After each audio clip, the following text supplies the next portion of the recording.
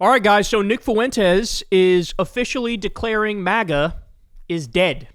He's saying MAGA is over for good this time, for real this time. So let's watch here. We got a breakdown for you where he lays out the two sides of the Civil War and why one side has definitively lost. Take a look. After this year, 2025 is the year that MAGA died. This is the year that this hat is no longer controversial. The hat is not edgy. The hat is not provocative. It doesn't even mean anything. This hat is dead. This hat is dead. Now, metaphorically speaking. And this is the future. And let's look at the ledger. On the side of MAGA, you have Lindsey Graham, Ben Shapiro. True. Marco Rubio. True. Randy Fine. True. Mark Levin. True. Apparently, all of that is MAGA. Together, they support war with Iran, Chinese students, H-1B visas, 300,000 deportations all year. By the way, what he's saying there is that's not enough. He's saying that's an abysmally low number. That's what he's implying there. And on the other side... by the way, you forgot somebody. You forgot somebody. The biggest one on that side is Trump. Trump is the biggest one on that side. All right, now let's hear the renegades from within the party. Apparently what is not MAGA, what is kicked out of MAGA, wacky, crazy, haters, Republican haters, Democrats, third worldists. You got Tucker Carlson, Marjorie Taylor Greene, Thomas Massie. Are they all the same? What? So Thomas Massie is just a hardcore libertarian like Ron Paul. Marjorie Taylor Greene is doing a reverse Fetterman now, where she's actually saying some things that are sort of left-leaning from time to time. She said, I'm sorry that I added to the hate and increasing the temperature in this country, right? These are not the same. Tucker is not the same as her, and they're not the same as you. All right, but let's keep going. Andrew Tate, Nick Fuentes, Alex Jones. What? Alex Jones is still dick-riding Trump. Andrew Tate is still dick-riding men in general. In fact, wait, I have to show you this. Hold on. Okay, so he mentioned Andrew Tate. This is what Andrew Tate tweeted the other day. Once you're rich and famous, you can have any girl on the planet. You can have any girl on the planet. You realize they're all scum and you don't want a single one. Literally every reply is just people calling him gay. So you're saying you like dudes? Cool. There's nothing wrong with coming out of the closet. Congratulations to you. Find a nice lady, settle down, and shut up. This is it was like this anti-gay meme. This guy is anti-gay, this dude who's being shown in this. I don't sleep with vaccinated women. Yay, the vaccines work. Gay. You keep scrolling and it's just, you sound like a potential homosexual. Funny pictures of him. I, of course, tweeted this, the picture of him. Come on, man. Do you even need to say anything? Come on, dog. Come on. We know you are yearning for cock like nobody's business. Just gay as fuck. But anyway, I digress. Back to this gaggle of idiots who are supposed to be like the fuck, bro, we're the renegades, bro. We're the real America First MAGA types, bro. You got Tucker Carlson, Marjorie Taylor Greene, Thomas Massie, Andrew Tate, Nick Fuentes, Alex Jones. You got all these people on the other side in favor of America First, mass deportations, no foreign students, no foreign workers, no war with Iran. Oh, weird, but you do want war with Venezuela. You were just calling for it the other week. You were just saying how much you love wars as long as it's in our backyard. So it's not no foreign wars. It's no foreign wars I dislike, but the foreign wars I like, we're going to keep doing. War with Russia in Ukraine. What has become of the movement? It's been inverted, and it is now dead. It was always a con. It was always a scam. It was always a fucking known con man leading it, and you all fucking fell for it. And I think people recognize that. It is now a decision, and we're going to introduce our other topic, but this is now the dichotomy. You have MAGA on the one side, and what does this even stand for anymore? You got MAGA on one side. What does that even mean? Make America great for who? Make it great for Israel, Indian immigrants, Chinese students, illegal immigrant farm workers.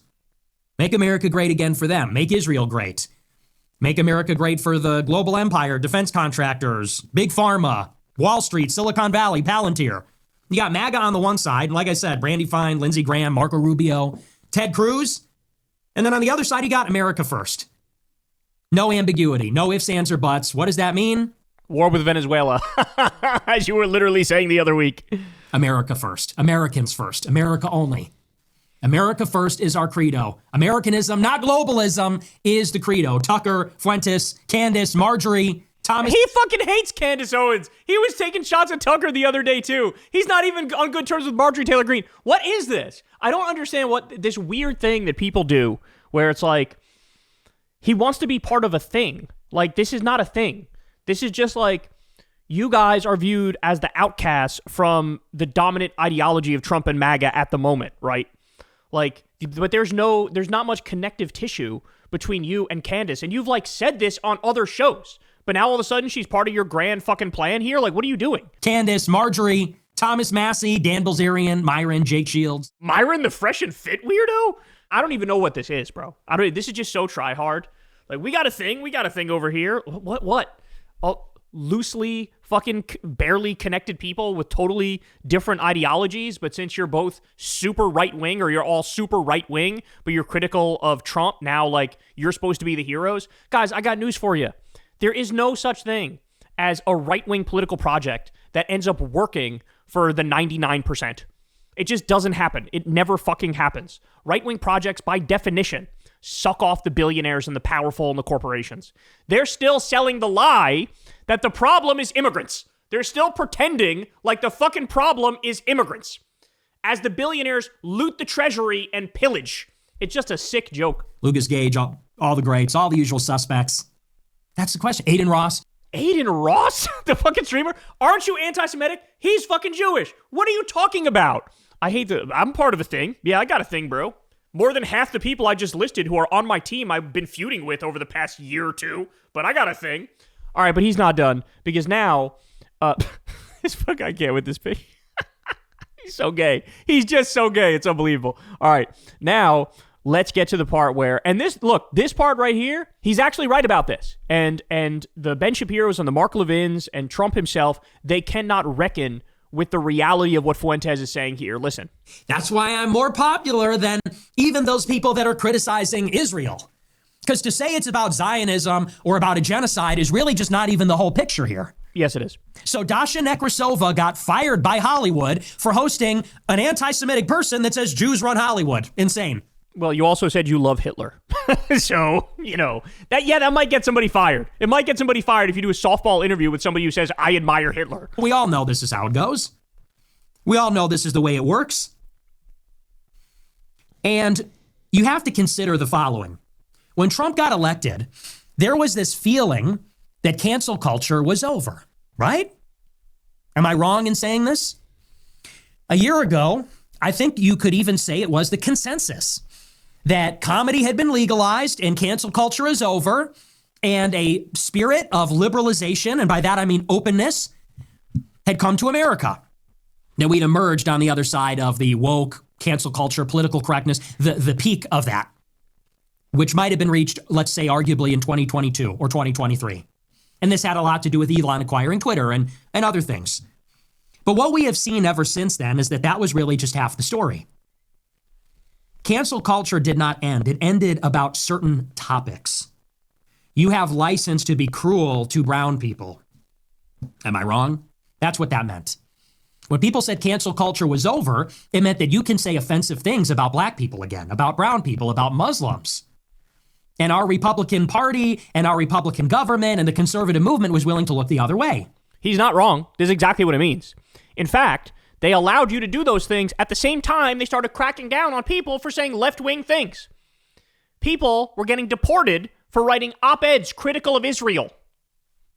So there's many left-wing things you say now that, oh my God, you're not allowed to say that. But you can go as hateful as you want with certain groups. They said, now we're willing to tolerate cruelty and abuse and stereotypes and jokes and offensive things and maybe, a degree of identity politics from white people and against non-whites, the third world, Muslims, barbarians, even about women.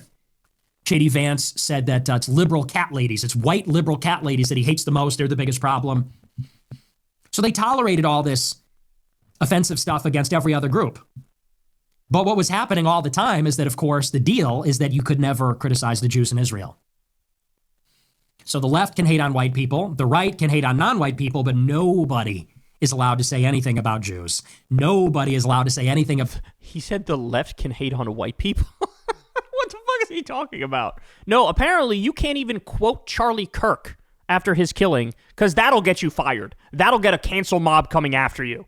But look at the bigger point here, though. The bigger point is, hey, on the right, they say no holds barred. You can attack any minority group you want, except one. There's one you can't attack. Israel. And isn't that fucked up? I don't care if you're from the right or left. or you're white or black. We can all agree that that is basically the arrangement. The left hates whites, and the right is very offensive towards non-whites. The left does not hate whites. That's completely and utterly made up. That's fair to say. I say nigger on the show. I know black people are offended by that, I'm sure. And black people on the left say very offensive things about whites. And we're fighting each other. The right is fighting the left is fighting the right. The whites are asserting identity politics against the non-whites. The non-whites are asserting their grievance politics against the whites. And you know who sits outside all of it? It's this other group. And they will lean in on either side. Stephen Miller will lean in and attack white hippie boomers that suck and Hispanics. And you'll have Jews on the left that'll attack, white people, and Jews on the right will attack black people. But the one group that is totally outside criticism, the one group that is totally outside accountability is Jews. If you talk about the way they're organized, the way they behave, you get fired. You lose your job. And by the way, this is what Ye was talking about a few years ago. He was talking about it this year. He said, if I make a song about killing black people, it goes triple platinum. If I make a song about being a gangbanger and killing black people, other black people, and abortion and violence, then I'm a triple platinum recording artist. I'm honored at the Grammys. I'm honored at the White House. I'm honored by Rolling Stone magazine and the New York Times. If I make a song called Heil Hitler, well, the rest is history. Isn't that interesting?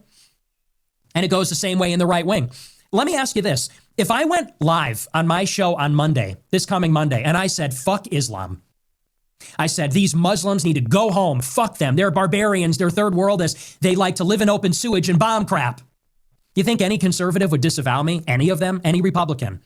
You think if I was known for saying that, do you think I would have any trouble getting into CPAC or the New York Young Republican Club Gala or the GOP? Of course not, because Laura Loomer has access to the White House and she says stuff like that. Ben Shapiro has access to Trump and he says stuff like that. Could you imagine? Not to be a boomer here, but could you imagine if the shoe were on the other foot? It has to be left unsaid. Could I turn around and say F Judaism and those Jews and send them back to Israel? Like, it's literally unthinkable to even say the words. But we all know it's tolerated with Muslims. We all know it's tolerated with blacks. We all know it's tolerated with Hispanics, Asians. And yes, for far too long, it was tolerated against whites and Christians. And that's just the part that got left out. But now that we have this culture of liberalization and political correctness is dead and racial humor is back, everybody's engaging in it. But if you say anything about them, it's a big problem. Even if it's, as we talked about with this idea of a global Jewry, oh, now it's anti-Semitic, now people are going to lose their jobs again. Here's the point. Cancel culture never ended. Cancel culture was always about this, and I think people even underestimated that. And this is why Ben Shapiro and Mark Levin and that side of the MAGA civil war are never going to win out in the long run. Because all Nick Fuentes did is he took their ideology to its logical conclusion. Let me repeat that.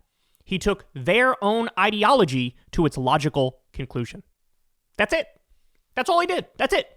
He said, okay, I got it. I understand your politics. You say, fuck black people, fuck women, fuck Muslims, fuck the LGBTQ community, fuck Hispanics, immigrants, trans people, yada, yada. Every single minority group except one. All Nick Fuentes did was said all of that plus the Jews. That's all he did. That's all he did. And so how are you going to beat that? How are you going to beat that when you laid the groundwork for it? You softened people for it. You got people to buy into hating others and scapegoating them for your problems. And so why wouldn't they just take it one group further? Why wouldn't they? And look, that's one of the reasons why MAGA is imploding. Of course, you have Trump just absolutely obliterating the economy. That's naturally going to lead to a massive drop in his poll numbers. But then you also have the Epstein files. It's very clear he's guilty. It's very clear he's in them. It's never been more clear. So that too. But then the Civil War, and this is really at the core of the Civil War, is you have some people who are going further. You have some people who are taking MAGA to its logical conclusion. You have some people who are saying the quiet part loud and being more blunt with it and being more direct with it. And that's the Fuentes side. So good luck. Good luck. They are eating each other alive, and it is a glorious thing to behold. Hey, y'all, do me a favor and like and subscribe. It helps out big time in the algorithm.